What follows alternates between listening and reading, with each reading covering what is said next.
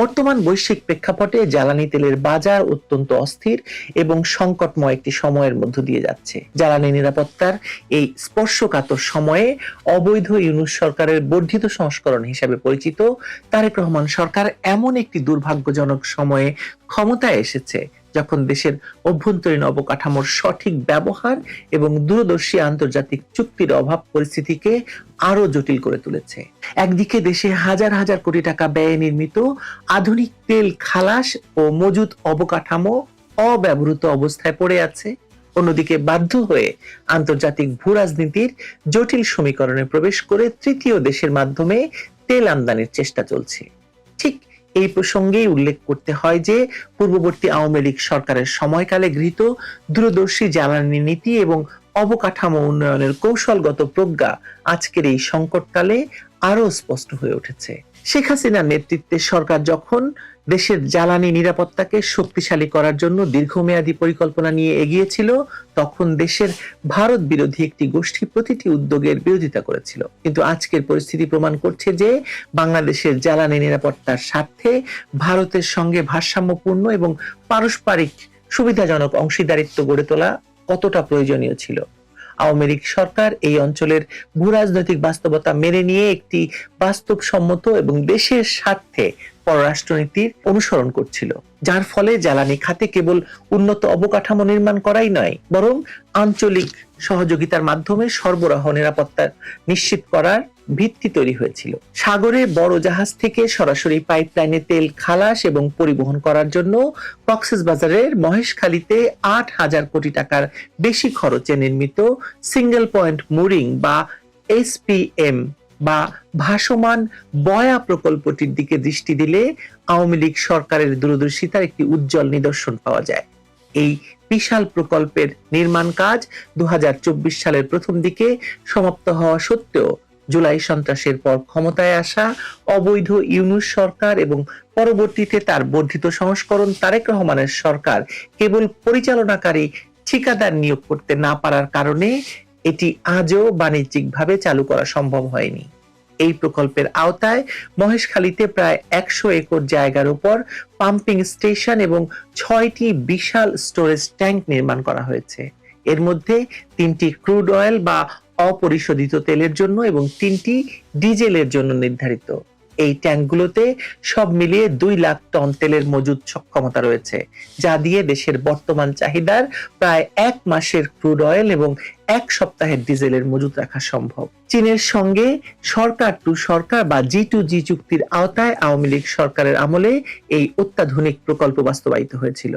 সাগরের ভাসমান বয়া থেকে মহেশখালী হয়ে চট্টগ্রামের ইস্টার্ন রিফাইনারি পর্যন্ত ২২০ কিলোমিটার পর্যন্ত দীর্ঘ ২টি পৃথক পাইপলাইনও পুরোপুরি প্রস্তুত করা হয়েছিল। বর্তমানে এই বিশাল বিনিয়োগ এবং কৌশলগত সুবিধা ব্যবহার না করে বরং বিপরীত দিকে চালিত হয়ে ভারতের কাছে জ্বালানি তেলের জন্য হাত পাতার যে হাস্যকর দৃশ্য দেখা যাচ্ছে, তা বাংলাদেশের জাতীয় মর্যাদার জন্য অত্যন্ত ক্ষতিকর।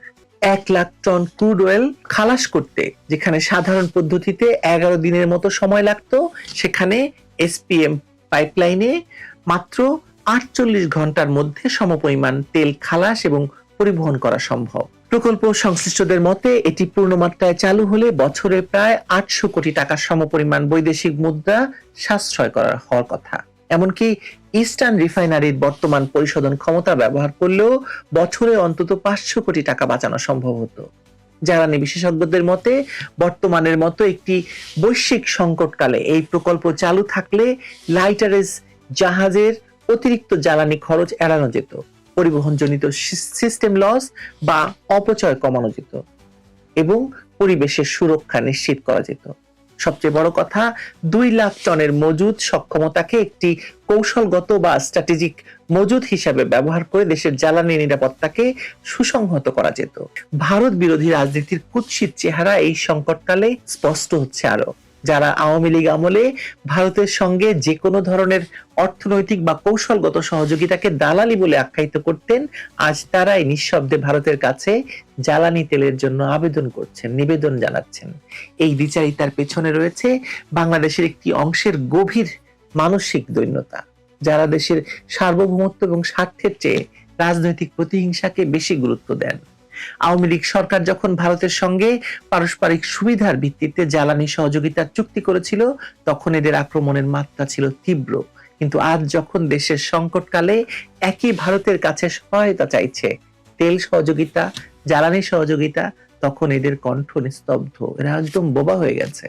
এই আচরণ প্রমাণ করে যে বাংলাদেশের ভারত বিরোধী রাজনীতি আসলে দেশের স্বার্থের জন্য নয়, বরং নিছক ক্ষমতার লোভে পরিচালিত একটি অসৎ কৌশল। অভ্যন্তরীণ সক্ষমতা অব্যবহৃত থাকার এই হতাশার পাশাপাশি আন্তর্জাতিক বাজার থেকে তেল সংগ্রহের ক্ষেত্রেও বাংলাদেশ বহুমুখী সীমাবদ্ধতার সম্মুখীন।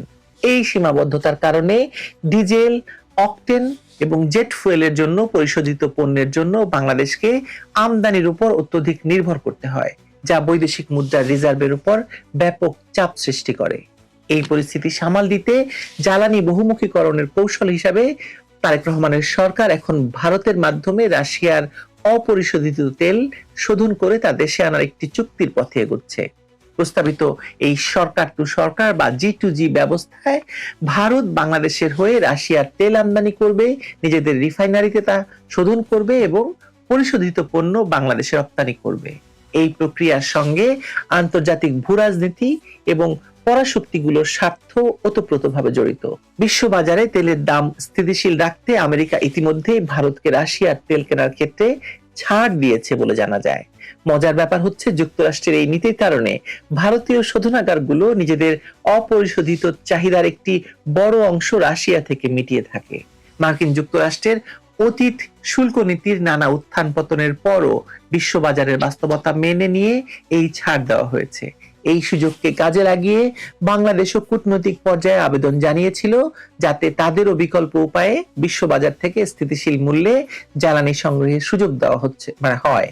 কিন্তু এখানে লক্ষণীয় বিষয় হচ্ছে, আমেরিকা সরাসরি বাংলাদেশকে রাশিয়ার তেল কিনতে অনুমতি দেয়নি, বরং ভারতের মাধ্যমে এই কাজ করতে বলেছে। এর মানে হচ্ছে বাংলাদেশের জ্বালানি নিরাপত্তা এখন সম্পূর্ণভাবে ভারতের উপর নির্ভরশীল হয়ে পড়েছে। এর পাশাপাশি সংযুক্ত আরব আমিরাতের সঙ্গেও নতুন একটি উদ্যোগ খতিয়ে দেখা হচ্ছে।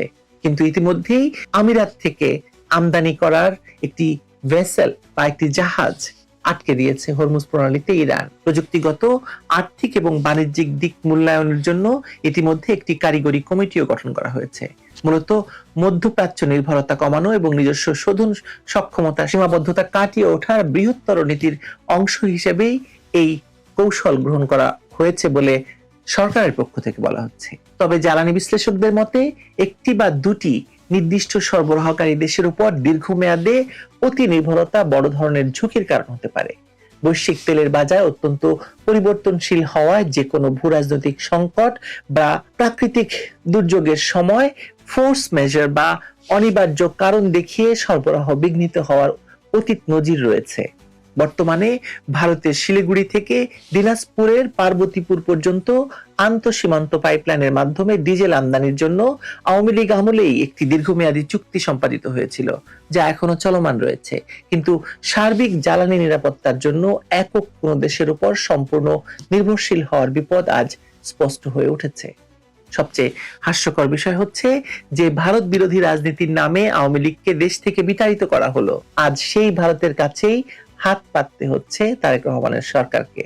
আওয়ামী লীগ সরকারের আমলে ভারতের সঙ্গে যে পারস্পরিক সম্মান এবং সমতার ভিত্তিতে দ্বিপক্ষীয় সম্পর্ক গড়ে উঠেছিল, তার বিপরীতে এখন ভিক্ষুকের মতো ভারতের দরজায় কড়া নাড়তে হচ্ছে সরকারকে। এটি কেবল বাংলাদেশের জাতীয় মর্যাদার জন্য ক্ষতিকর নয়, বরং দীর্ঘমেয়াদী কৌশলগত স্বার্থের জন্য বিপজ্জনক। আওয়ামী লীগের আমলে ভারতের সঙ্গে যে সম্পর্ক গড়ে তোলা হয়েছিল তা ছিল পারস্পরিক স্বার্থ এবং সম্মানের ভিত্তিতে। কিন্তু এখন যে অবস্থা তৈরি হয়েছে তাতে বাংলাদেশ সম্পূর্ণভাবে ভারতের করুণার উপর নির্ভরশীল হয়ে পড়েছে। কিন্তু প্রশ্ন হলো, বাংলাদেশে কি সত্যি জ্বালানির সংকট আছে, নাকি নতুন তেল ব্যবসার বন্দোবস্ত শুরু হয়েছে? যখন 2 লাখ টনের মজুদ সক্ষমতা খালি, পাইপলাইন অচল, লাইটারেজ অপচয়, আর অপর প্রান্তে G2G নামে তৃতীয় দেশের শোধনাগারে রাশিয়ান ক্রুড শোধনের ব্যয়, চার্জ এবং পরিবহন সব মিলিয়ে অতিরিক্ত বোঝা চাপছে, তখন সংকটকে সামাল না দিয়ে ব্যবসা বানানোর প্রণোদনাই যেন বড় হয়ে ওঠে। তার উপর যদি নীতি নির্ধারণ চলে অনুমতি সাপেক্ষ কূটনীতিতে, তবে দর কষাকষির ক্ষমতা গিয়ে রাষ্ট্রীয় স্বার্থ গ্যারান্টি দেওয়া কঠিন। জুলাই সন্ত্রাসের ধারাবাহিকতায় গঠিত বর্তমান কাঠামো তাই জনগণের জ্বালানি নিরাপত্তাকে প্রাধান্য না দিয়ে বাজার সুবিধার গণিতকে অগ্রাধিকার দিচ্ছে। এতে তাৎক্ষণিকভাবে লাভ হতে পারে কারো কারো কোনো পক্ষের, কিন্তু রাষ্ট্রের স্ট্র্যাটেজিক স্বার্থ ক্ষতিগ্রস্ত হবেই এবং হচ্ছেও। বাংলাদেশে নিযুক্ত ইরানি রাষ্ট্রদূত বলেছিলেন যে হরমুজ প্রণালী দিয়ে জাহাজ চলাচলের অনুমতি দেবেন, কিন্তু তারপরও বাংলাদেশের পক্ষ থেকে ইরানের উপর এই অন্যায্য আক্রমণের কোনো প্রকার নিন্দা জানানো হয়নি। আর সে কারণে হরমুজ প্রণালী দিয়ে বাংলাদেশে তেল বা জ্বালানি পরিবহনকারী জাহাজ চলাচল করতে দেওয়া হয়নি। জাহাজটি ফেরত গেছে দুবাইতে। বুঝতেই পারছেন পরিস্থিতি জটিল এবং নাজুক হয়ে উঠছে। এর মধ্যেই সরকার এবং সরকার ঘনিষ্ঠরা জ্বালানি তেলের ব্যবসা চালিয়ে যাচ্ছে। ফুলে ফেপে উঠছেন কেউ না কেউ, মরছে জনগণ। কি আসে যায় তাতে বলেন? ভালো থাকবেন সবাই।